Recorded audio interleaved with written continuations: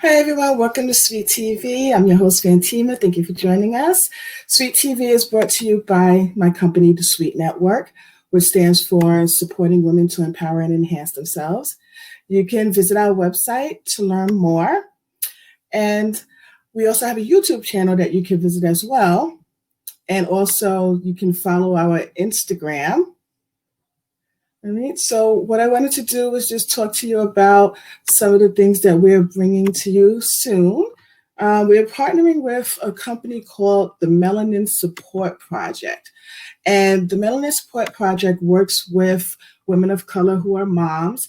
And I'm partnering with them because I actually want to help them to be able to give moms some tips on how to parent during the pandemic. Right. So for the month of September, we are going to be working with them, and you can visit their website here at themelaninSupportProject.com. And what you want to do is go to the website and make sure that you join so that you can become a member and get access to the videos and the exclusive content that we're going to be providing for you. That's going to help you to be able to work with your children, whether they're preschool all the way through college age, to give them strategies and set them up for success, but also as a parent to give you some self-care tips to help you get through the school year with some sanity as well. So I just want to give you an idea of what you can expect when you tune in and become a member of the Melanin Support Project, what you can tune in for and see with the videos that I'm going to be working with them on.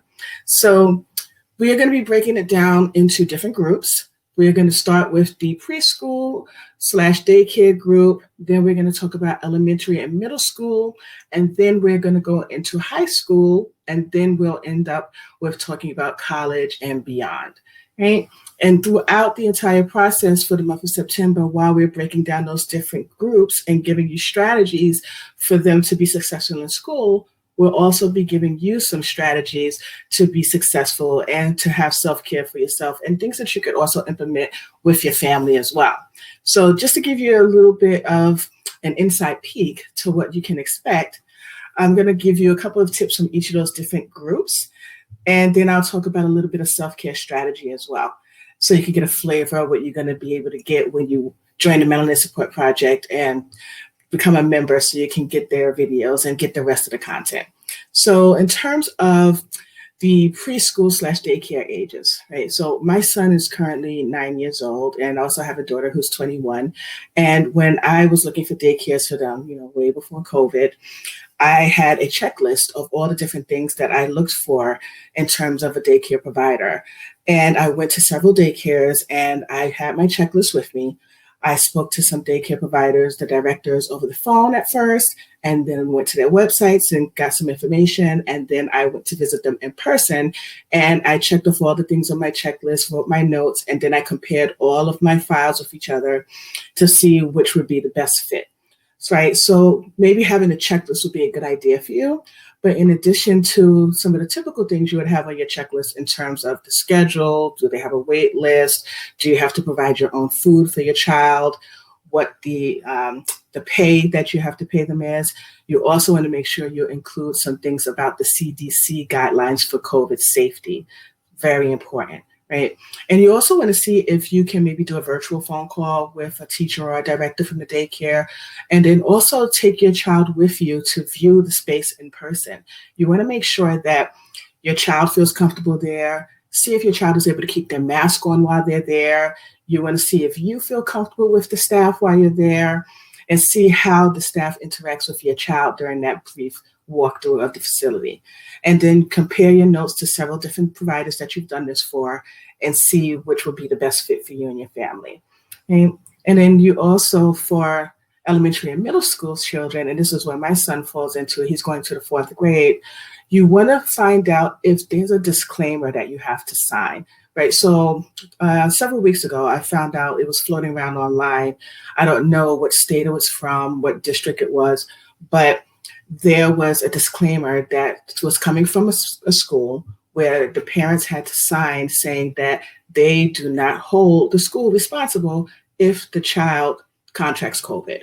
Right. So I would not feel comfortable signing something like that, because the school, if they're going to do in-person or a hybrid of in-person and remote, they're saying we're following COVID CDC safety guidelines and that you should feel comfortable having your child be in the school because we're taking all the safety precautions.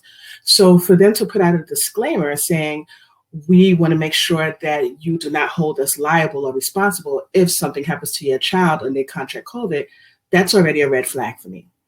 So you want to make sure with your elementary and middle school students, if there's any kind of documentation like that that you might have to sign, because that can make the decision for you of whether you decide to do remote or not, right? Now, in terms of your high school students, you probably saw on social media several weeks ago in Georgia, I believe it was, they started school really early. And it was a high school student that filmed with her cell phone going from class to class. So they were in between classes and they were in the halls going from one class to the other between bells or between periods. And the hallway was filled to capacity. Students were shoulder to shoulder, right? And a lot of them didn't wear masks. And so the student was really concerned and they filmed this and they initially got suspended. But then once this became national news, they took away the suspension, right? But the whole point is you want to make sure that you educate your child, your high schooler, to know what the guidelines are that should be followed so that they're following them, but also so that they can make sure the school is following them and to be able to let you know if the school is following them, because you all want to feel comfortable if your child is going back in person, right? Now, in terms of college, you want to make sure that there's really as much resources as possible available, whether your child is going to be living on campus or commuting from home or doing remote. You want to find out what mental health services are available, the school's counseling center, if they're offering telehealth or in-person services. You want to make sure also that there's academic supports available, whether they be on campus or remotely.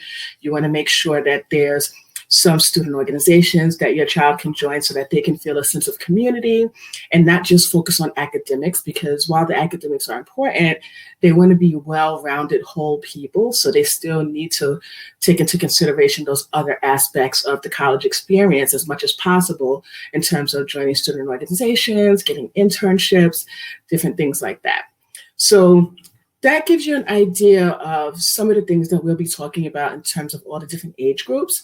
Now, in terms of self-care for you parents out there, just to give you an idea of some of the things we'll be going over, I want to talk about mindfulness or meditation, right? So I'll probably try to incorporate that into each workshop that we do, where we do some kind of live activity to help you all get calm and focused and relaxed and centered. And I want to give you strategies that you could also use with your children, no matter what their age is, right? So just to give you an idea, when we are thinking about the school year, we tend to get really anxious, right? Especially, preparing them for this unknown. We had a little taste of it in the spring, but it was so new to everybody and it's still really new. Everyone is still kind of learning as we go along. And so it brings up a lot of anxiety about the unknowns, right? And so when you're anxious, what's happening is you're worrying about the future or you're thinking about the past, right?